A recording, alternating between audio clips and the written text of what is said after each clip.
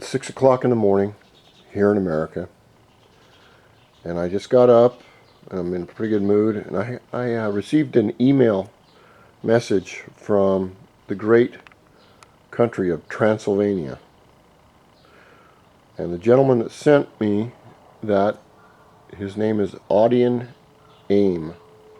I don't know if I'm saying that right, but he had a question about a Kimco that wasn't working correctly, and I went into a detailed explanation, and then I decided, well, hell with it. I'll just go outside and film my bike and see if I can answer his question. I don't usually do this, but I'm in a pretty good mood, so I just decided I'd do it. So hello, Audion Aim and the great country of Transylvania. This was a question. He built the bike to 70 cc's. He added a 19mm carburetor, a new CT intake, I believe it was CT with Molossi reeds, a new 70 cc cylinder right here, along with a racing pipe. But the bike bogs down over half throttle. Two things can cause that. First of all, if you're building the bike anything over its stock 50 cc's, what you will need to do to keep the engine from being destroyed is to go right down here where the original oil pump was, right here, and either cap it off or disable it. From now on, with the bigger piston and a bigger cylinder, you will need to pre-mix your fuel.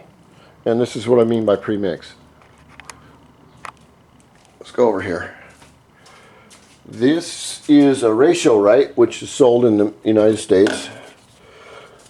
And it says ratio right there, and that right there. See, that's racing fuel, about 20 bucks a gallon. And there's other fuel over there, and that's already pre-mixed to about 50 to 1. Or 50 parts oil to 1 part of gas. Well, it's still... Fuck.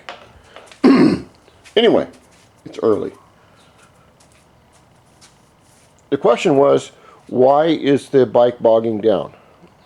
And can I change the size of the main jets and the pilot jets? What I would suggest you do, first of all, let's go over the theory of horsepower. And this will help you understand a little bit more.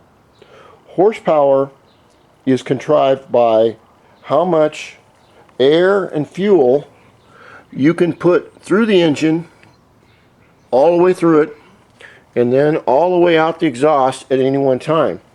Therefore, a bigger engine will create more horsepower than a smaller engine because it pushes more air and fuel through it. Now we look at a supercharger, which is turbocharging or things like that. What that does is pushes more air and fuel through the engine. It tricks the engine into thinking it's bigger, but the concept is still the same. When you put more fuel and air through the engine, you will need all your components in the engine compartment larger. For instance, you will need your carburetor larger. You'll need your intake larger. You will need, you already have a larger cylinder, so you know you're going to move more air and fuel through it, and then you need more, a larger exhaust. So what it sounds like is that with a 19mm Delorta, what you should do with that is take that off, and it's a great carburetor. Keep it. I had one. What I did when I started building engines is my first engine was a 65 cc cylinder head with a Leo DeVince pipe, and the cylinder kit from MetroKit gave me a special, what do they call it, a main jet to put my stock carburetor. So we have to look at it this way for just a moment. Your stock cylinder is 50 cc's, right here. Your stock carburetor on these bikes is 14 millimeters. So you're basically almost making your cylinder 1.5 times larger, but the 19 millimeter Delorta is not keeping up with that size. So what I would suggest you do, Audio Aim, I believe that's, I don't know if that's your name or your moniker, is I use 28 millimeters on all my bikes, up including this one. This is a 121cc engine. You can't go any bigger. 30 millimeter won't help you because it's just too big. But what I would suggest is you either go for a 24 or a 26 millimeter carburetor if you can find one. Because when you're building the bike, you want to have everything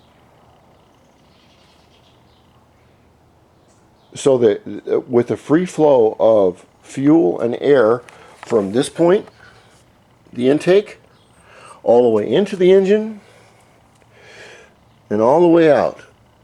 That's what you want to do.